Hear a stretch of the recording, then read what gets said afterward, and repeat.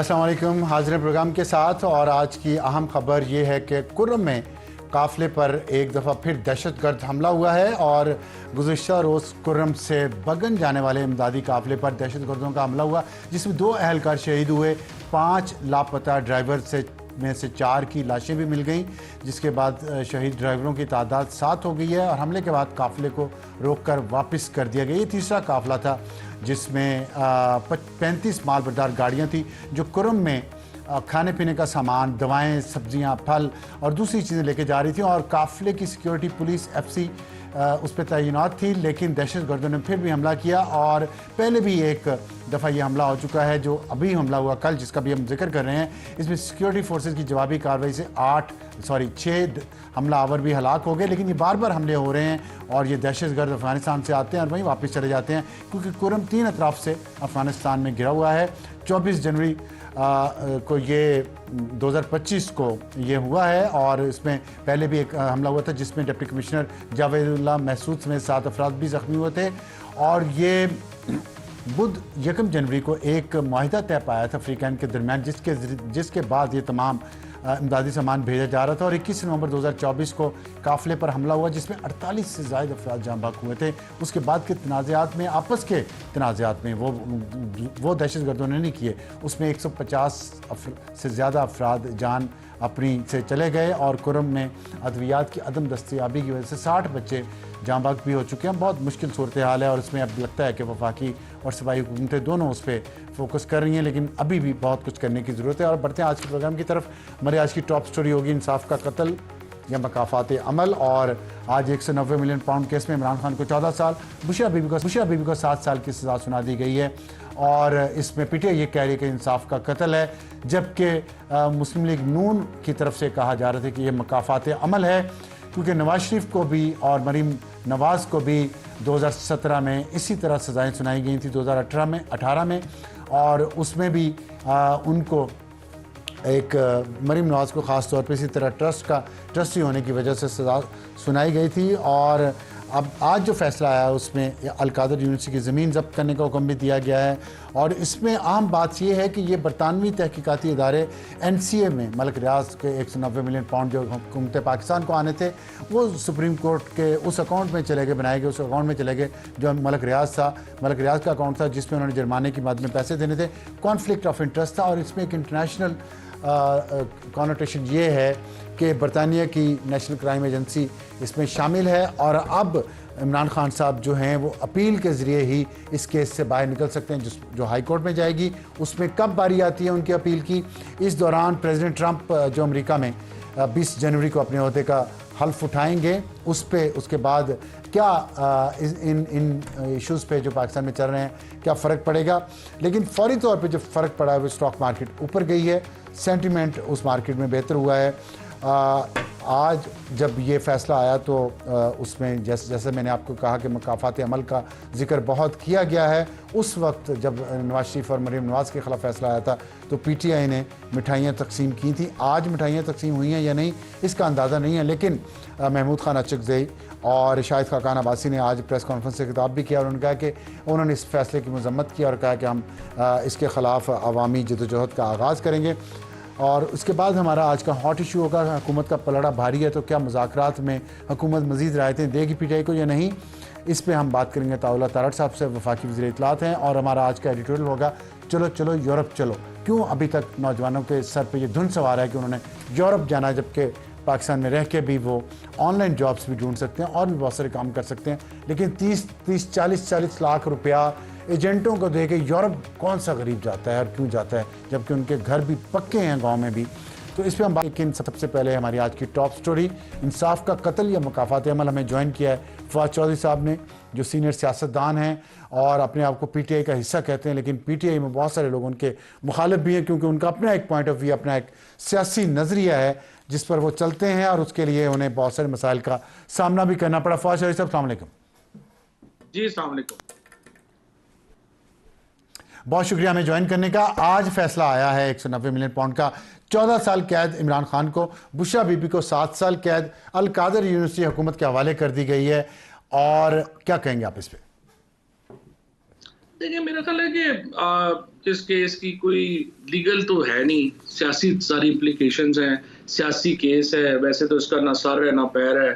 अगर इमरान खान ने जो है वो रिश्वत में $190 मिलियन ही की रिश्वत लेनी थी, तो वो मेयर फेयर में उन्होंने लंदन में अपार्टमेंट नहीं लिए, उन्होंने न्यूयॉर्क टाइम्स स्क्वायर में नहीं लिए, उन्होंने सुहावा जैसी एक बैकवर्ड जगह के ऊपर पहाड़ ले लिया जिसपे उन्होंने गरीबों के लिए यूनिवर्सिटी बना दी। केस तो ज़ाहिर है इसका कोई सर पैर लीगली है नहीं है।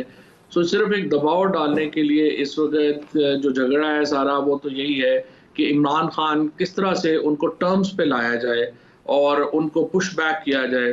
और लेकिन इमरान खान और बुशरा बीबी जिस हिम्मत और हौसले से उन्होंने ये सारी जुल्म बर्दाश्त किए हैं और जिस तरीके से उन्होंने ये केसेस को भुगता है, पाकिस्तान में आउट ऑफ सिलेबस ही आ गया है इमरान खान। यही मसला है इस वक्त हुकूमत और एस्टेब्लिशमेंट का। ठीक।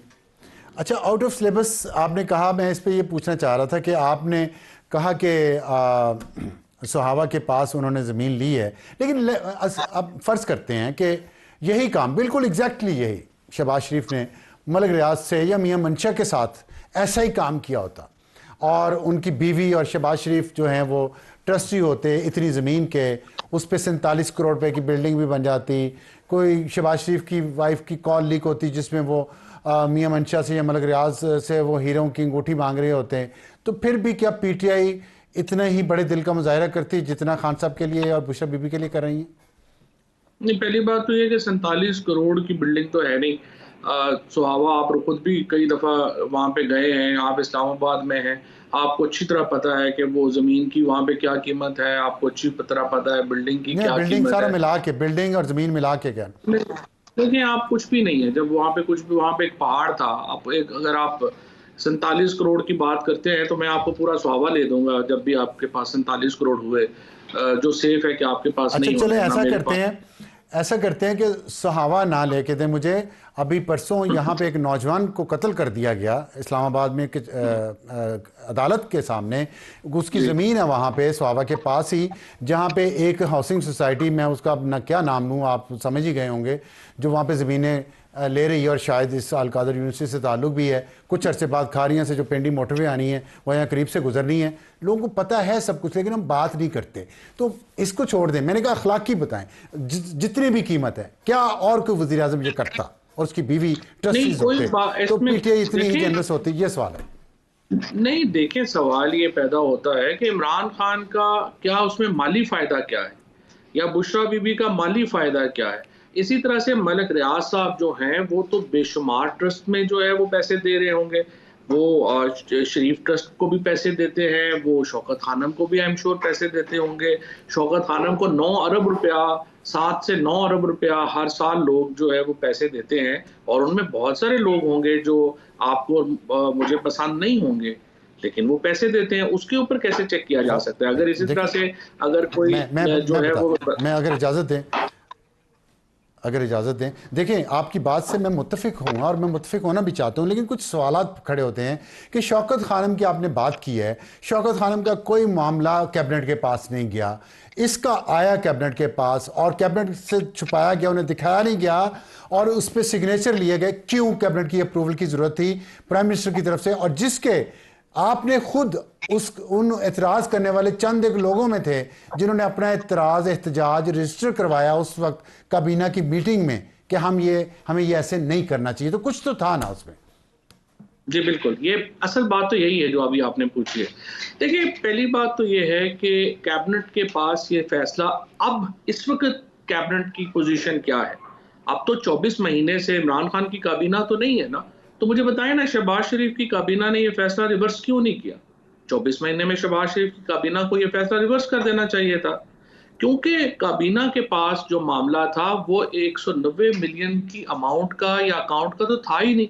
उनके पास सिर्फ ये था कि एनसीए की और जो कॉरेस्पॉन्डेंस हुकूमत के पास होगी वो आप पब्लिक नहीं करेंगे, और वो इसलिए $190 मिलियन हुकूमत पाकिस्तान को वापस मिले कि हुकूमत पाकिस्तान ने ये गारंटी की कि जो कॉरेस्पॉन्डेंस है वो हम पब्लिक नहीं करेंगे। अदरवाइज तो ये पैसे दुबई में मलिक रियाज साहब के अपने अकाउंट में चले जाते। और दूसरी सूरत में अगर हम ये ना करते तो पाकिस्तान के पास दूसरी ऑप्शन ये थी कि वो अभी भी ऑप्शन ये है कि ये पैसे मलिक साहब को वापस करें और जाके लंदन में केस लड़ लें, अगर वो समझते हैं कि ये पैसे उसमें एडजस्ट नहीं होने चाहिए।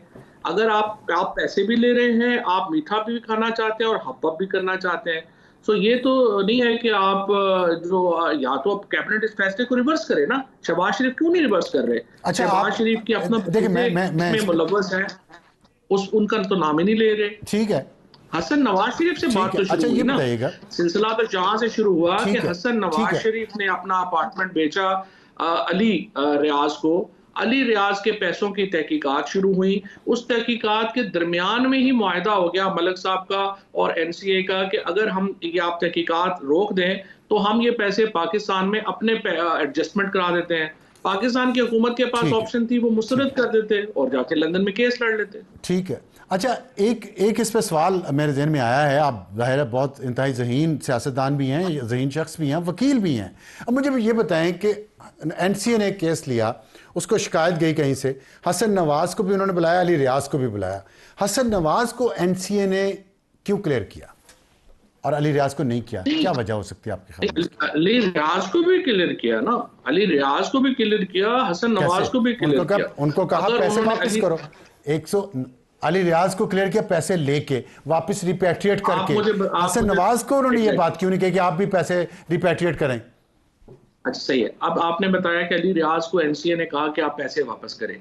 अब ये डॉक्यूमेंट जरा मुझे दिखा दें कहीं से, मुझे बता दें कहां पे आप बात कर रहे हैं कि अली रियाज, अभी आप कह रहे हैं ना, आपने कहा ना, मैं तो आपकी बात का कह रहा हूं कि चलें फर्ज करें अली रियाज को या मलिक रियाज को उन्होंने कहा जी ये 139 मिलियन पाउंड है, हुकूमत को उन्होंने राब्ता किया, मलिक रियाज के हैं, आप ये ले जाएं। ठीक, ऐसा हसन नवाज के बारे में क्यों नहीं कहा?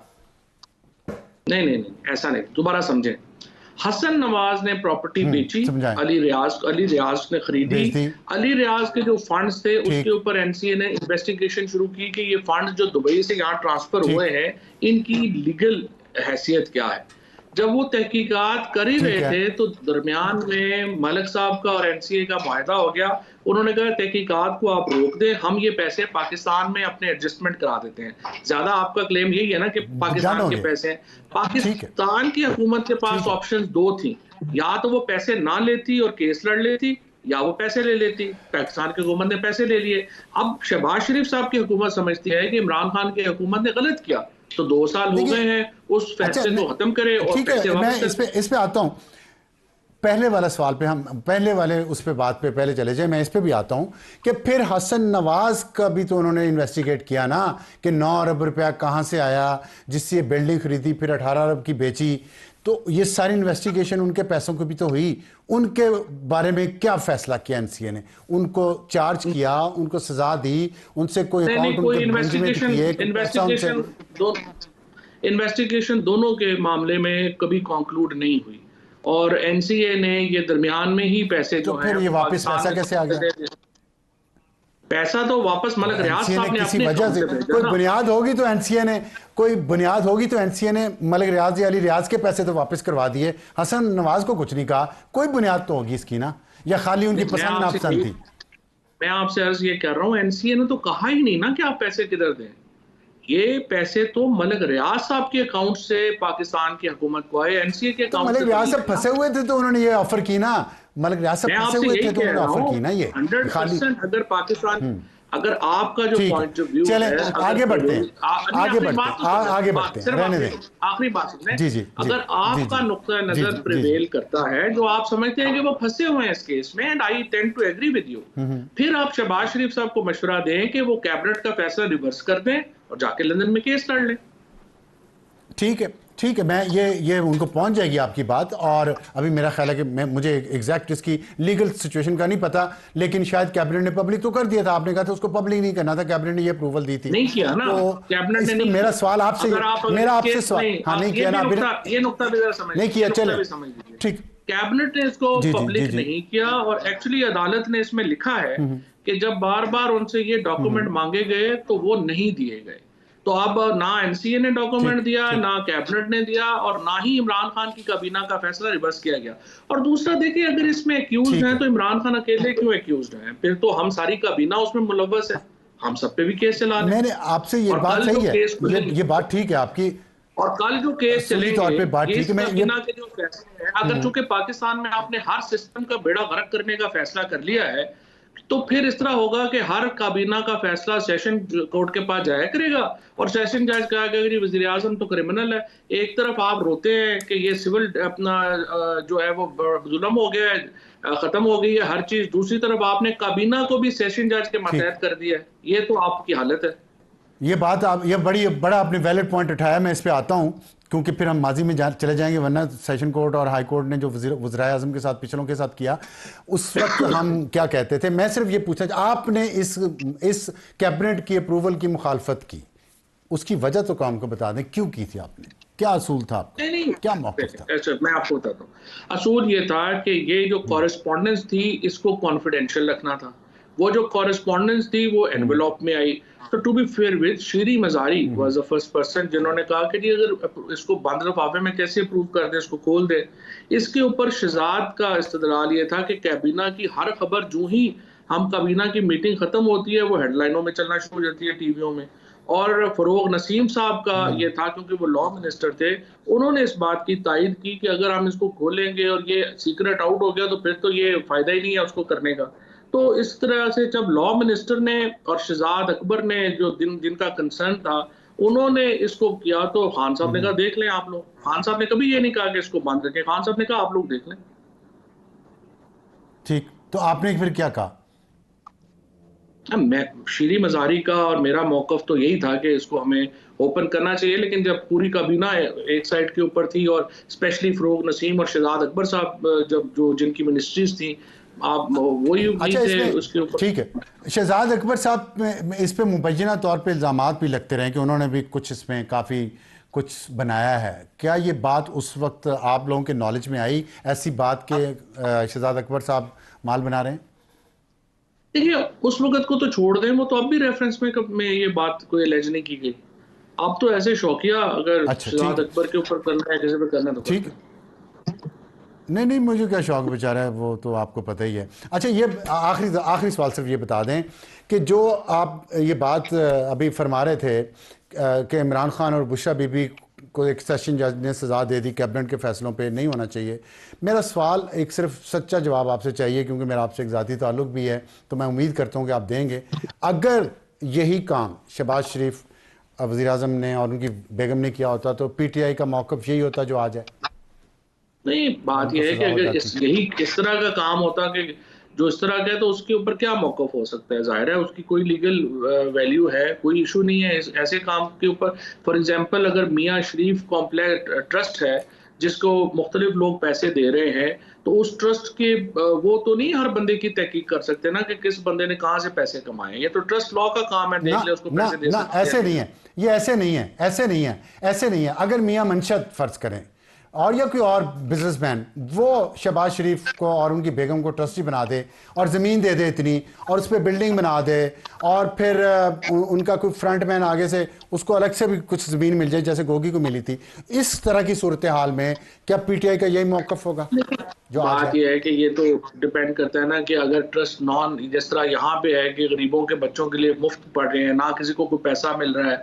ना कोई उसमें से कोई प्रॉफिट ले रहा है, ना कोई पैसा ले रहा है, उसके ऊपर आप क्या ठीक है, एतराज़ करेंगे? ये तो ऐसे शौकिया किसी को करना है तो ठीक है। कर लें। अच्छा, दूसरी बात यह है, एक सिर्फ मैं आपको कहना चाहता ठीक, हूँ अफसार साहब कि इस फैसले की कोई हाँ अहमियत हाँ नहीं है। हाँ, ये तो चले आज लग रहा है और आगे ठीक है, चला गया। हाँ असल सही है। अहमियत तो 2 इवेंट्स की है, जो मुज़ाकरात के ऊपर इसके बाद आज अली अमीन की और खान साहब की मुलाकात हुई है 1.5 घंटे, और उस मुलाकात के बाद इन्होंने कहा है कि मुज़ाकरात जारी रहेंगे। ये एक बड़ी मुस्बत पेशरफ्त है। अच्छा, और दूसरा आप देखते ये हैं कि बिल्कुल मुस्बत है, जब बड़ी अगले अच्छी खबर बताई आपने। 2 महीनों में देखते हैं कि जो बाहर हमारे जो फॉरेन प्रेशर है, वो उसके ऊपर क्या हमारी सिचुएशन बनती है, और जो कल मुलाकात हुई है। ठीक सो ये ठीक 3 चीज़ें हैं जो अगली डिफाइन करेंगी पॉलिटिक्स ठीक। को। ये जजमेंट तो कल रद्दी की टोकरी में चली जाएगी, इसकी कोई ब्रीफली हैसियत नहीं। ब्रीफली आखिरी सवाल का जवाब दे दें, अगर जुडिशल कमीशन ना बनाया हुकूमत ने तब भी मुज़ाकरात जारी रहेंगे? जुडिशल कमीशन की तो हैसियत ही नहीं। मुझे तो समझ नहीं आ रही PTI क्यों उस पर इंसिस्ट कर रही है। बना दे, सही है, नहीं बना देते ठीक तो खुद ही ठीक फंसेंगे कल। ठीक इनको तो रिलीज के ऊपर रहना ठीक चाहिए। जो प्रिजनर पॉलिटिकल प्रिजनर्स की ठीक है रिलीज है, ठीक। That should be the only thing by PTI। Right, बहुत शुक्रिया फवाद चौधरी साहब, हमसे तो एक ब्रेक के बाद वापस आएंगे। तो हॉट इशू, हुकूमत का पलड़ा भारी है तो क्या करेगी अताउल्लाह तारड़ साहब, वफाकी वज़ीर इत्तलात हमारे साथ होंगे। और वक्त हुआ हमारे इस वक्त हॉट इशू का। हमारा आज का हॉट इशू है कि आज जो फैसला आया है 190 मिलियन पाउंड में, क्या उसमें हुकूमत का पलड़ा भारी हो गया है? मुज़ाकरात जो हो रहे हैं हुकूमत के दरमियान और पीटीआई के दरमियान, उनकी अब किस्मत क्या होगी? और वो जुडिशल कमीशन बनाने का जो मुतालबा था पीटीआई का, और जिस पर हुकूमत ने कहा था कि हम आपको जवाब देंगे, जवाब तो हुकूमत दे ही चुकी है, लेकिन अब इन मुज़ाकरात को, उस मुफाहमत को, उस डील को, जो बातें हो रही थी कि हम चार्टर ऑफ डेमोक्रेसी का दूसरा फेज़ है उसमें दाखिल होने जा रहे हैं, क्या वो मुकम्मल हो सकेगा या नहीं? हमें ज्वाइन किया है अताउल्लाह तारड़ साहब ने, जो वफाकी वज़ीर इत्तलात हैं। उनसे हम इन इशूज़ पे बात करेंगे। तारड़ साहब अस्सलाम वालेकुम। वालेकुम सलाम, बहुत शुक्रिया अफसार साहब, वेरी ग्रेटफुल। और बहुत शुक्रिया आपका भी, आपने हमें ज्वाइन किया पहली बार हमारे प्रोग्राम में। और ये बताइएगा कि जो आज फैसला आया है, शायद इसी वजह से आपने ज्वाइन भी कर लिया है, तो मुझे ये बताइएगा इस फैसले से अब हुकूमत अपने आप को पहले से कंफर्टेबल महसूस करती है, ये समझती है कि पीटीआई जो इसके जवाब में एहतजाज करेगी, प्रोपेगेंडा करेगी, और अमेरिका में जो तब्दीली आ रही है, प्रेसिडेंट ट्रंप आ रहे हैं और वहाँ पे जितनी लॉबिंग की जा रही है, वो हुकूमत के लिए इस फैसले के बाद मुश्किलात का बायस हो जाएगा? बहुत शुक्रिया। देखिए, ये पाकिस्तान की तारीख का सबसे बड़ा मेगा करप्शन स्कैंडल है। इससे बड़ी रिश्वत का स्कैंडल पहले कभी नहीं आया, और बहुत सारी चीजें क्लियरली स्टैब्लिश्ड हैं। अब अल्लाह माफ करे कि देखें, एक लेवल होता है कि आप किसी चीज को डिफेंड करने में अपनी हर चीज ईमान दांव पे नहीं लगा देते।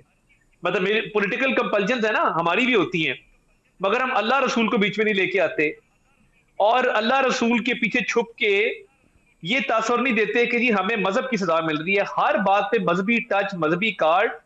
इट इज सो डिस्गस्टिंग जो ये कर रहे हैं कि आपने नेशनल क्राइम एजेंसी की क्राइम प्रोसीड्स का पैसा जो पाकिस्तान की अवाम की अमानत के तौर पे वापस किया गया, जिससे जब्त किया गया, आपने उसको दे दिया उससे रिश्वत लेके।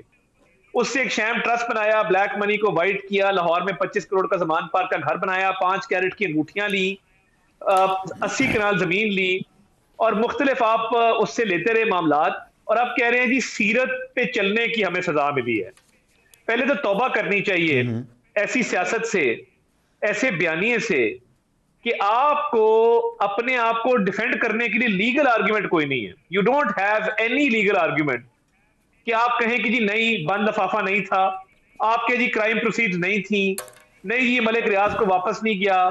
क्या मलिक रियाज को बेनिफिट हुआ? क्या स्टेट को नुकसान हुआ? क्या आपने मिसयूज ऑफ अथॉरिटी किया? क्या आपने इलीगल काम किया? इन सारी सवालों का जो जवाब है वो यस है।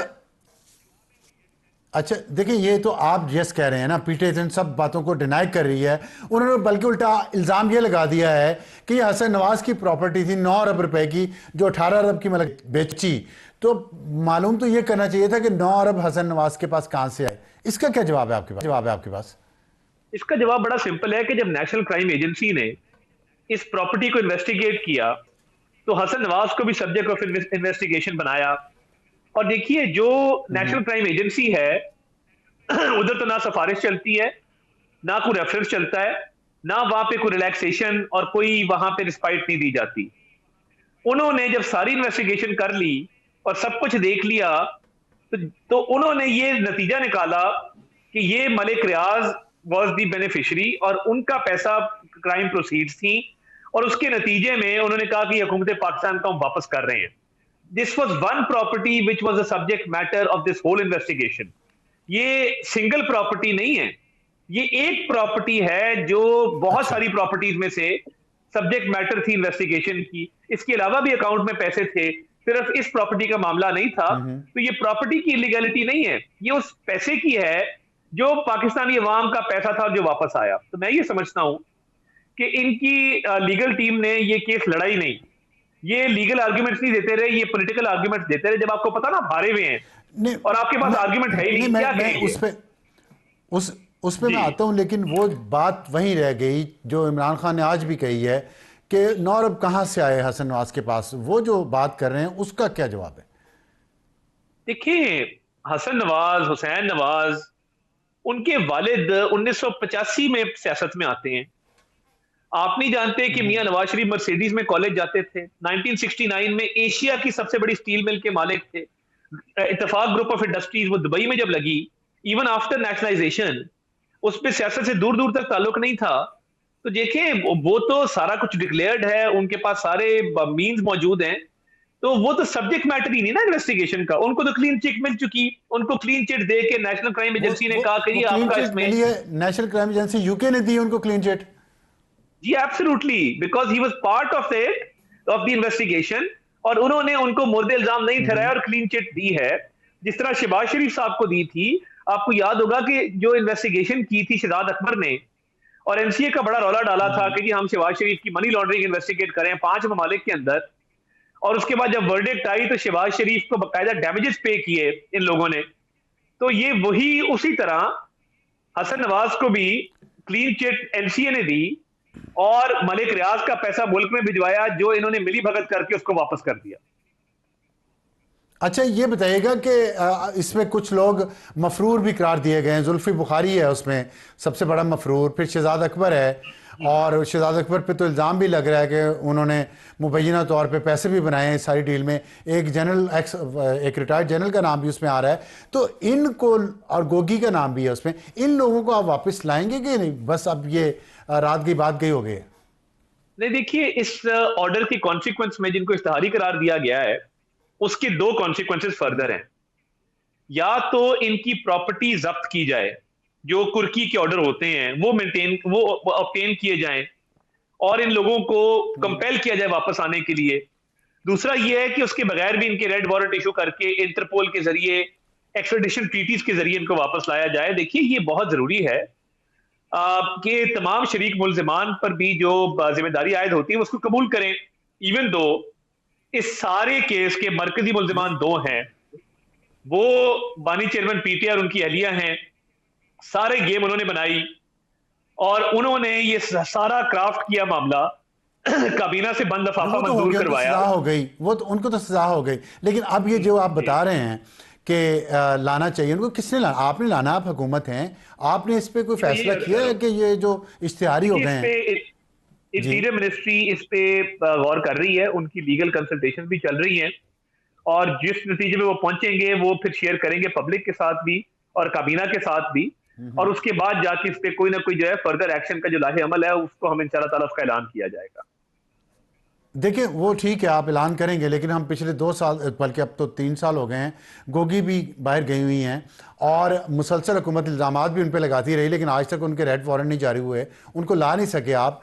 और इन सब लोगों को कैसे लाएंगे? इससे तासुर ये बढ़ रहा है कि सिर्फ इमरान खान और बुशरा बीबी को सज़ा देनी थी, और दूसरे जो शरीक मुल्ज़म हैं उनको आप लोग इंटरेस्टेड नहीं हैं उनको लाने में या सज़ा देने में। देखिए, बिल्कुल कत्ल किया 2 लोगों ने मिलके, किसी ने हथियार पकड़ाया, किसी ने अपनी गाड़ी दी वहां ट्रांसपोर्ट करने के लिए, किसी ने उस जगह पे जाके दरवाजा खोला, बिल्कुल उनकी एक अहमियत है। कत्ल 2 लोगों ने किया है, और मैं एज इंफॉर्मेशन मिनिस्टर ये बिलीव करता हूं कि एब्सोल्यूट क्लैरिटी है कि जो मेन मुल्जिमान हैं वो 2 ही हैं। बाकियों के खिलाफ बिल्कुल कार्रवाई करनी चाहिए, मगर हम मामले को डाइल्यूट नहीं होने देंगे। हम ये तासुर नहीं जाने देंगे कि जी ये तो 4-5 लोगों ने मिलकर किया था, 2 लोगों ने मिलकर किया, बाकी फिर अकॉम्प्लिस थे। उनके खिलाफ इंटीरियर मिनिस्ट्री जो भी कार्रवाई करेगी, हुकूमत उसका इंशाल्लाह ताला वक्त आने पे ऐलान कर देगी। ठीक है। अच्छा, आगे बढ़ते हैं। ये बताइएगा, अलकादर यूनिवर्सिटी एक यूनिवर्सिटी तो है, वहाँ स्टूडेंट्स भी हैं, तकरीबन 200 स्टूडेंट्स हैं, और फिर उसमें दो फैकल्टीज़ में वहाँ पे वो पढ़ा भी रहे हैं। अब उसकी किस्मत क्या है यूनिवर्सिटी की, और वहाँ जो पढ़ने वाले तलबा हैं उनकी, और वहाँ जो एकेडमिशियंस हैं, जो दूसरा स्टाफ काम कर रहा है, उनका रोज़गार भी है, उनकी किस्मत क्या होगी? देखिए, 2 चीज़ें आप क्या कहेंगे? जी, पहली बात यह है कि कोई भी शख्स जो है वो डाका मारे और गन पॉइंट पे डाका मारे और किसी से अरबों रुपया हथिया के कहे जी मैंने मस्जिद बनानी है क्योंकि मैंने सीरत पे चलना है, मैंने मदरसा बनाना है, मैंने सीरत पे चलना है, मैंने अस्पताल बनाना है, मैंने सीरत पे चलना है, तो डाके के पैसे से चैरिटी नहीं होती। पहली बात यह है। दूसरा, वो यूनिवर्सिटी जो है उसको बड़ा सब स्टैंडर्ड रखा गया था, उसमें ना तो प्रॉपर कोई डिग्री अभी तक अवार्ड हुई है, ना प्रॉपर फैकल्टी है, ना प्रॉपर कोई सिस्टम्स हैं। तो इस पे डिस्कशन हो रही है, वज़ीर आज़म साहब भी इस पे डिस्कशन करेंगे अपनी टीम के साथ, और इस यूनिवर्सिटी को अपग्रेड करके एक प्रॉपर तालीमी इदारा बनाया जाएगा अवाम उन नास के लिए, जिससे लोग मुस्तफीद हो सकें। और ये जो शैम ट्रस्ट था, लोगों की आंखों में जो धूल झोंकी गई है, एक शैम ट्रस्ट बना के और एक ऐसी यूनिवर्सिटी बना के जिसमें कोई पता ही नहीं है कि वहां पे क्या पढ़ाया जाता है, तो इसको प्रॉपर यूनिवर्सिटी बना के इसके एजुकेशन के स्टैंडर्ड को मेंटेन करके एक आला पाए का सेंटर ऑफ एक्सीलेंस बनाने का इरादा हुकूमत रखती है। और उस पर इंशाल्लाह ताला बहुत जल्द जो है पंजाब हुकूमत के पास जाएगी या वफाकी हुकूमत के पास आएगी? अभी तक जो मैंने ऑर्डर देखा है उसमें 4 फीचर का और गवर्नमेंट के पास इसकी तहवील देने का जो फैसला आया है, लगता ये है कि ये फेडरल गवर्नमेंट के पास आएगी, मगर अभी मजीद वेट करते हैं। इस पे लीगल ओपिनियन हमने सीख किया है, let's see how it turns out, but जो भी होगा इसको एक अच्छे इदारे में कन्वर्ट किया जाएगा। ठीक है। अच्छा, एक और जो एतराज किया है खान साहब ने हुकूमत पे, उन्होंने कहा है कि उन जजेस को हाई कोर्ट्स में लाया जा रहा है जिन्होंने मेरे खिलाफ फैसले दिए थे, और ये इसलिए ला रहे हैं ताकि जब अपील वहां पहुंचे तो फैसला इनकी हुकूमत की मर्जी का आए, उनकी मर्जी का ना आए, जिसको वो इंसाफ के मुताबिक ना हो। तो आप इस इल्ज़ाम पे क्या आपके पास दिफा क्या है इसका? उनकी बात बज़ाहिर तो ठीक लग रही है। बात यह है कि ये चाहते ये थे कि हर जगह इनकी मर्जी के जज हों जो ट्रायल कोर्ट के ऑर्डर्स को स्टे कर दें, सजा सस्पेंड कर दें, ट्रायल के दौरान रिलीफ दे दें। जो होता रहा है आप देखते रहे हैं कि ईमानदार कुछ जजेस थे जिन्होंने खान साहब की मोहब्बत में आइन को रीराइट कर दिया, जिन्होंने ऐसे ऐसे फैसले लिख दिए कि जो आइन और कानून से मावरा थे वो ईमानदारी पे या फैमिली के प्रेशर के अंदर लिखे गए थे। अब जुडिशल कमीशन ऑफ पाकिस्तान एक बना है, तमाम पार्टीज को भी नुमाइंदगी हासिल है, एक प्रॉपर प्रोसीजर है नॉमिनेशंस का, और आईनी तरमीम के तहत एक प्रोसीजर बनाया गया है। अब जहां पे बार काउंसिल्स के मेंबर्स को भी इख्तियारात दिए गए हैं, वो प्रोसेस के तहत होगा, उसमें किसी की से नहीं है कि जी मेरा पसंद है ना पसंद है तो मैं किसी को ले आऊं।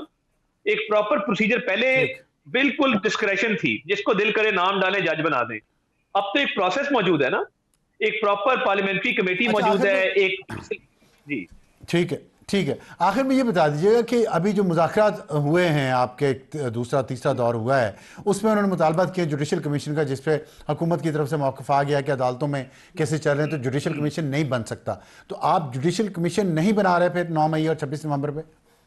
देखिए, जुडिशल कमीशन, पहली बात यह कि उसकी फाइंडिंग्स लीगली बाइंडिंग नहीं होती।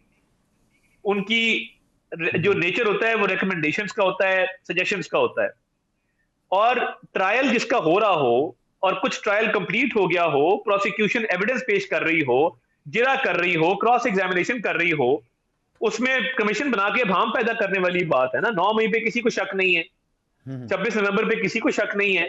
जब इन मामलात में शक ही नहीं है और पता है किसने किया था, वीडियो एविडेंस है, ऑडियो एविडेंस है, लोग सामने हैं, जियो फेंसिंग से पता लग गया है, तो फिर कमीशन किस बात पे बनेगा? क्या कमीशन इस बात पे बनेगा कि 9 मई हुआ कि नहीं हुआ? तो देखिए, ये तो बिल्कुल नॉन स्टार्टर है ना। कमीशन क्यों बनाएं, किस बात पे बनाएं? ये बिल्कुल इससे राह फरार चाहते हैं। ओके जी ठीक। तो अगर कमीशन नहीं बनेगा तो फिर क्या मुज़ाकरात का अगला दौर नहीं होगा पीटीआई के साथ? देखिए, मुज़ाकरात बिल्कुल होंगे। मैं आपको बताता चलूं कि कैमरे के आगे इनका और फेस है, कैमरे के पीछे इनका और फेस है, और कैमरा बंद होते ही ये बड़े शीरो शक्कर हमारे साथ हो जाते हैं। बड़े अच्छे लोग हैं, बड़े कॉर्डियल और बड़े वार्म लोग हैं। और ये फिर अपनी बात करते हैं कमेटियों के पीछे वाला फुटेज है, बस वो अब क्या करें, वो उसमें तो अली अमीन ऐसा शीरो शक्कर होते हैं कि मैं आपको बता नहीं सकता। और उनसे बड़ा मजा आता है बातचीत करके। कोई ना कुछ बातचीत तो हो रही है। हाँ, तो देखिए, बात ये है, बहुत शुक्रिया कि जी जी जी। मैं कह रहा हूं कि कमेटीज का ये हिस्सा बने हैं, हाउस का हिस्सा बने हैं। 26वीं आईनी तरमीम में इन्होंने अपना किरदार अदा किया है और किरदार अदा करते रहेंगे। तो मैं समझता हूं कि पॉलिटिकल स्टेबिलिटी के लिए इनसे बातचीत जारी रहेगी। नाजायज डिमांड नहीं मानी जा सकती, बट अफाम तफहीम से जो म्यूचुअली अग्रीड चीजें उनको लेके आगे चला जा सकता है। ठीक है, बहुत शुक्रिया अताउल्लाह तारड़ साहब का वक्त हुआ हमारे एक ब्रेक का। ब्रेक के बाद वापस आएंगे तो हमारा आज का एडिटोरियल, चलो चलो यूरोप चलो, और किस कीमत पे चलो, जान की कीमत पे चलो। एक छोटे से ब्रेक के बाद। और इस वक्त हमारा आज का एडिटोरियल चलो चलो यूरोप चलो। क्यों जा रहे हैं पाकिस्तान के नौजवान भागम भाग यूरोप? आज भी मराकश एक कश्ती के हादसे में 50 अफराद जाँ बहक हो गए, जिसमें से 44 अफराद पाकिस्तानी थे। और ये 3 जनवरी को कश्ती मौरितानिया से स्पेन के लिए रवाना हुई। 15 जनवरी को हलाकतों की खबर आई। ये समंदर में इतने दिन रहे और कुल 80 अफराद इस कश्ती में सवार थे। ये खबर है, बहुत अफसोसनाक खबर है, लेकिन इससे भी ज़्यादा अफसोसनाक ये है कि ये बार बार ऐसा हो रहा है। अभी कुछ ही दिन पहले यूनान में भी एक कश्ती डूब गई जिसमें 9 पाकिस्तानी जाँ बहक हो चुके थे हो गए थे। और इन सब का ज़्यादातर का ताल्लुक पाकिस्तान के कुछ चंद एक अजला से, पंजाब के चंद एक अजला से है, जिसमें गुजरात है, गुजरांवाला है, मंडी बहाउद्दीन है और खारियाँ हैं। इसी तरह और भी ये वबा फैलती जा रही है। लेकिन वजह क्या है इसकी वजूहात बहुत ही दिलशिकन है। और ये कौमी असम्बली की स्टैंडिंग कमेटी में पिछले दिनों जो कुछ चीज़ें पेश की गई उसमें बताया गया है कि ये गरीब लोग नहीं हैं जो तमाम बाहर जाने की कोशिशें कर रहे हैं। इनमें से बहुत सारे लोग ऐसे हैं जो 25-25 एकड़ ज़मीनों के मालिक हैं। और हमने देखा कि जो उनके ख़ानदान से जाके पिछले हादसे में भी अभी भी जो बातें लोगों से की जा रही हैं, उनके घरों की हालत ठीक ठाक है माशाल्लाह। वो खुद और उनके बहन भाई सब अच्छे खासे सेहतमंद हैं। इसका मतलब है उनके घरों में खाना पीना अच्छा है। लेकिन जो पैसे की दौड़ है, दूसरों को देख के अपना, दूसरों का लाल मुंह देख के अपना मुंह थप्पड़ों से लाल करने का जो ट्रेंड बन गया हमारे मुल्क में, उस वजह से हमारे नौजवान यूरोप भागना चाह रहे हैं। और इसकी कुछ और वजूहत भी हैं यूरोप जाने की, सिर्फ जो मैं यहाँ बयान नहीं करना चाहता, लेकिन फिल्मों ने बहुत ख़राब किया हमारे नौजवानों को और वो यूरोप जाना चाहते किसी भी सूरत में। वहाँ जाके अपने गैर कानूनी तरीके से 30-30, 40-40 लाख रुपया दे के वो जाते हैं, जो 30 लाख 40 लाख रुपया इकट्ठा करके एक इंसानी स्मगलिंग के एजेंट को दे सकता है बाहर जाने के लिए। सोचें वो गरीब नहीं होगा।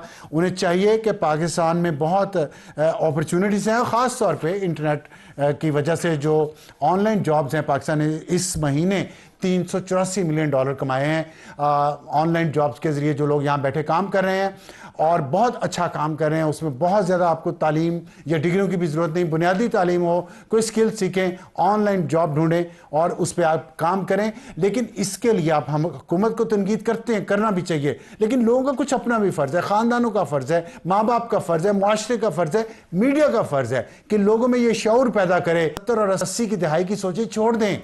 बाहर परियां नहीं रहती, बाहर दरख्तों पे पैसे नहीं लगे हुए, वहाँ भी बाहर जाके और इस तरीके से जाके आप इतनी ट्रेजेडी के बाद वहाँ पहुँचते हैं तो वहाँ कौन सा आपके लिए हलवे तैयार पड़े हैं। अपने मुल्क में, अपने मुल्क से मोहब्बत करें, यहाँ मेहनत करें और कमाएं। Good night.